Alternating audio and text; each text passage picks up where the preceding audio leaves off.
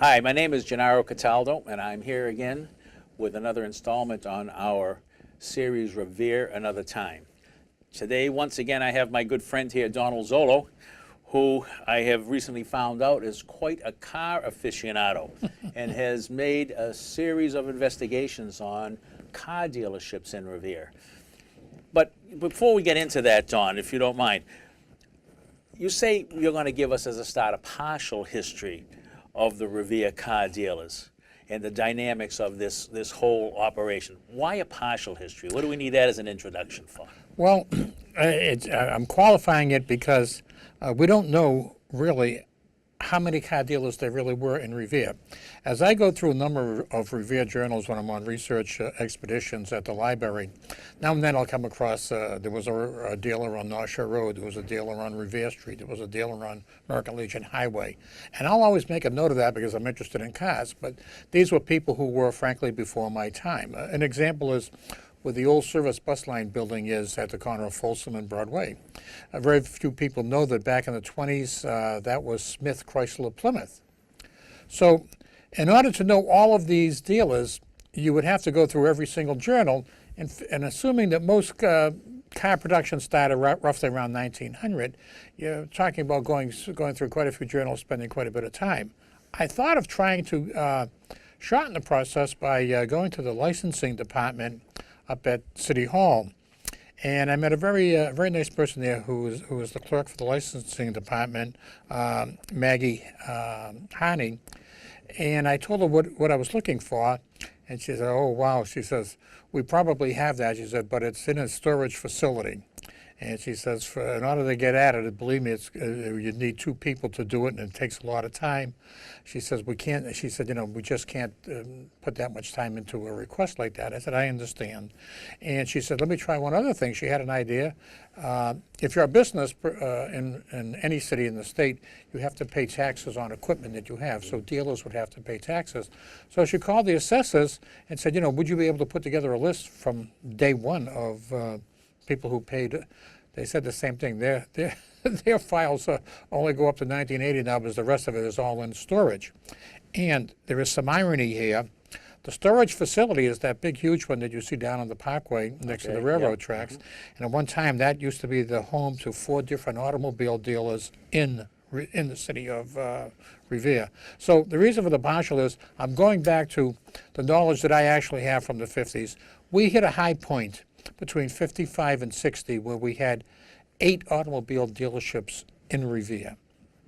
Okay, so then we've got a tremendous time frame in which we can deal with, Right. But you're going to limit yourself to a certain portion. Where are you going to limit yourself to? Basically, what I'm going to do is I'm going to limit it from roughly, say, 1954, 1955, around there, right up to 1960.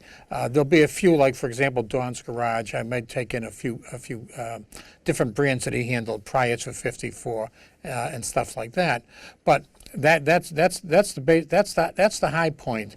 And the interesting thing about our high point, I'll show later on through some research that I've done, that we actually lagged the national experience, but we were a microcosm also of the national experience. Example. Later on, I'll present a chart for you to look at, in which you'll notice that in 1949, the United States of America had a total of just under 50,000 automobile dealerships. By 2010, that was down to a little bit under 18,000, so you had about 17,000 plus automobile dealerships. So you can see over a period of years, we've lost like 64% of the automobile dealers in this country. So we're part of a national trend that's going along in that fashion. But we still have a good-sized population here, Donna. We have 0 car dealerships. That's now. right. That's right. The changing dynamics of the marketplace and also certain other things are responsible for this. If I was to make a list, I would include the following as being the most important parts of this. You had some factories, automobile factories, that had kind of crazy policies. The old school mentality, going back to Henry Ford I, was the more dealers you have, the more cars you're going to sell. Well, historically that's true only to a degree. Eventually, you're gonna have an uptick in sales immediately, but after that, it's going to level out because the competition now becomes very, very, very competitive. I read an article, and putting together my research for this, I read an article about a dealer in the 20s and 30s who was a Ford dealer in Detroit. And he talked about the stress that he was going through because there were 40 other dealers who sold Fords in the Detroit area. So as you can see, it was very difficult to make a good profit. Consequently, he dropped the Ford line and eventually took on DeSoto Plymouth. But that'll give you an idea of that old school mentality. Now that old school mentality resurfaced again back in the 50s. Ford was one of the participants in this, and if you recall, we lived in a time when Revere did not have a Mercury dealership in the mid-50s. But the Mercury people decided that they want to increase the number of dealerships. Now, you had one in Boston. You actually had two. You had one on Commonwealth Avenue. Then you had one in East Boston, which was coincidentally owned by Benny Abrams, who had the Ford dealership here in Revere at the time. Then you had one in Lynn. That was it. Then all of a sudden, Ford decides, well, you know what? We're going to put one in Winthrop, and we're going to put one. We're going to add some more besides Winthrop. They now put one in Malden as well. They put one in Medford. Eventually went to Medford from Malden. And then you look at this here and you say, wow, Melrose got a Mercury dealership. So now we had three and now have six. So the competition is very keen. So in addition to that, there you had a shakeout after the Second World War of dealers who just weren't going to be able to make it financially. So between the shakeout from the war production having gone down, these dealers went out of business. Some of them, like Benny Abrams, he made his place a repair shop and a used car dealership, and that's how they survived. They survived there. Then next came a decision by the factories where they said, you know, we want to have dealerships in highly traveled area. For example, if you're on Route 1, you're going to have more exposure to traffic than you are, say, being on Broadway in Revere. So they began to put the pressure on the dealers and say, you know, it's time for you to build a new facility, time for you to move out onto the interstates on the big traveled state highways. And a lot of them said, you know, I can't afford to do that. So for a lot of them, the real estate became a big problem in that they had to decide whether it was profitable for them to do it, which for a lot it wasn't. And what happened was you had a lot of them that said, you know, it's better for me to develop the real estate aspect of my property instead of trying to sell cars. Now, to give you an idea of what this was like, I'm sure you remember the old Commonwealth Avenue. Oh, I sure do. That was Automobile Row in Boston. At one time you had 29 dealerships on Commonwealth Avenue. Boston University Road Yeah. now. Right. Now Boston University has bought out most of those locations. Yeah. We both know a good friend of ours, Lou Zolo, who was the general sales manager over at Back Bay Jeep. And I worked for Lou as a sales manager over there in the 80s. Now at that time there, that was a factory-owned store.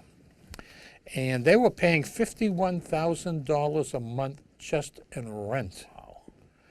Add to that a minimum of $35,000 to $40,000 a month went into advertising. So you have closely to $90,000, not counting all your other expenses, that you have to meet every month. For the owners of that property, it was better off that they sold the property to BU for millions of dollars, and that's how they were able to handle it.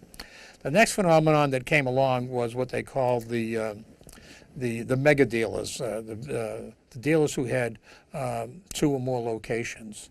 Most of your dealers were basically mom and pop stores.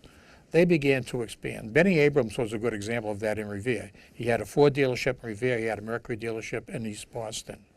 So they began to now look at this here as a bigger business opportunity. And eventually you had a lot of these small mom and pop stores were either bought up or they went out of business. And then you had the emergence of what they call the mega dealers.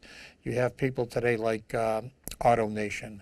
AutoNation has something like 288 dealerships. You just had a purchase made by Warren Buffett, one of the most shrewdest investors out there.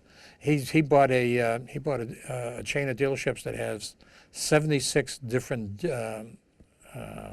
dealers in it. And you know, if Warren Buffett is getting into the business, that has to be a pretty profitable type of an operation.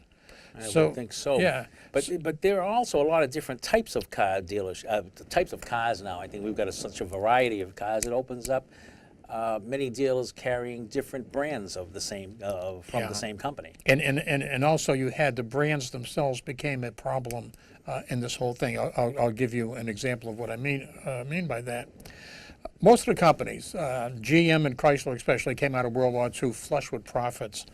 Ford came out of World War II not that profitable, even though they did a tremendous amount of business. Robert McNamara, one time, a former president of Ford, said that between 1926 and 1946, Ford was not profitable, that they broke even. And that was probably because Henry Ford I then he had an entirely different attitude. He was changing a lot of things. Anyways, they're flush with profits, but also some of the smaller manufacturers like Studebaker, Packard, Willys, they were profitable, but they didn't have a brand that was exciting. There was a tremendous amount of pent-up demand because they couldn't build cars in the war. And as soon as the war was over, people flocked to the showrooms to buy cars. And basically what you got was a warmed-over version of what they had made in 1942 before they ceased production. Those same cars were not only selling for a premium dollar, but rumor had it that a lot of the dealers, you had to pay under the table, so to speak, if you wanted to get a car. So if the list price was $1,500, you were paying $1,750 maybe, with $250, as they said, going under the table. The brands that came out of World War II, but that would eventually disappear, were brands like Studebaker, Packard, and some of the bigger brands too, like you had DeSoto with Chrysler, you had Imperial with Chrysler. They would all eventually disappear. The brands did not keep pace with what the people wanted. Back then it was a mentality of, Detroit said, we'll tell you what you want. Don't tell us what you want. And that eventually backfired because also at this time, starting in 1949, you have Volkswagen as the first foreign car coming into the country. And Volkswagen, within a few years, was taking 1% of the market. And Detroit's attitude was, 1%, we can afford to give that away. Well, they missed the whole concept. The concept was people were looking for a compact car. So in that regard there, you would find that Volkswagen was way ahead of the curve. Way ahead of it, right. Way ahead of the curve. Now, this thing was playing out, this type of scenario, playing out here in Revere, but what about the rest of the country? Was the same thing going on there? It was, surprisingly, that's a very good question. I found some research in a New York Times article that I came across, which was talking about the changing nature of the automobile dealership. And some of them, there is one school of thought out there that says the automobile franchise as we know it today is going to be changed drastically, and you'll never know what it's going to look like in the future. But one of the things that's happening is that they're saying, okay, we want to sell more cars. Great, okay. So if you're going to sell more cars, how are you going to sell them? And they need the people to invest money into them to put up these dealerships. Dealerships today are a very, very, very expensive proposition. So you don't have that many people doing it. But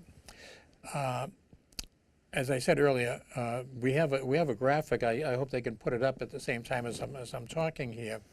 And in 1949, we had just under 50,000 automobile dealerships. By 2010, we had just a little under 18,000. That whole process was a reflection of everything that I'm saying here, plus a few other things which I haven't mentioned, that brought the number of cars down. The brands themselves began to just disappear. There were no more DeSotos. There's no more Plymouth today. You had new cars come and go. Edsel came and went. It didn't stay. Satin came and went. It didn't stay. And so all of that played into where we are.